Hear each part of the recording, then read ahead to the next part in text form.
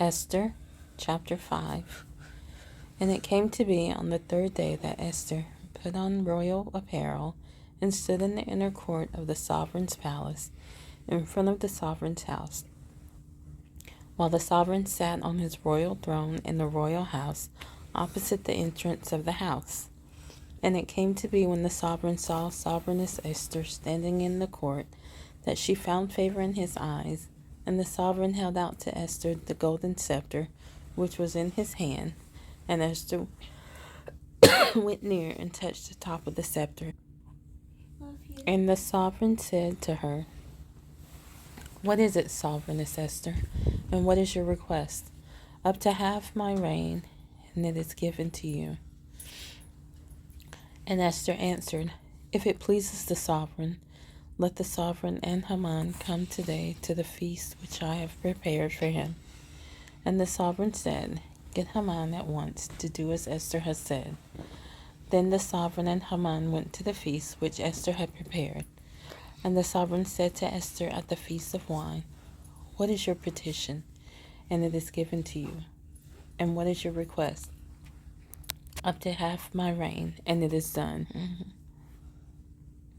And Esther answered and said, "My petition and request is this.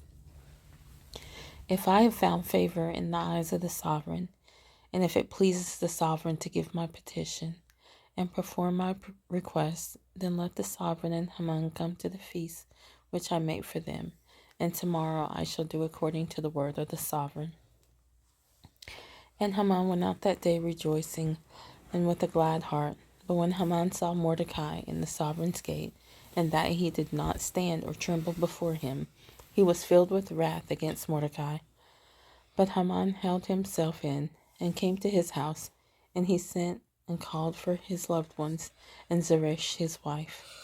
And Haman recounted to them the esteem of his wealth, and his many sons, and all which the sovereign had promoted him, and how he had exalted him above the officials and servants of the sovereign. And Haman said, "Besides, Esther the sovereigness let no one but me come in with the sovereign to the feast which she prepared. And tomorrow, too, I am invited by her, along with the sovereign. But all this does not suit me, as long as I see Mordecai, the Yehudi, sitting at the sovereign's gate."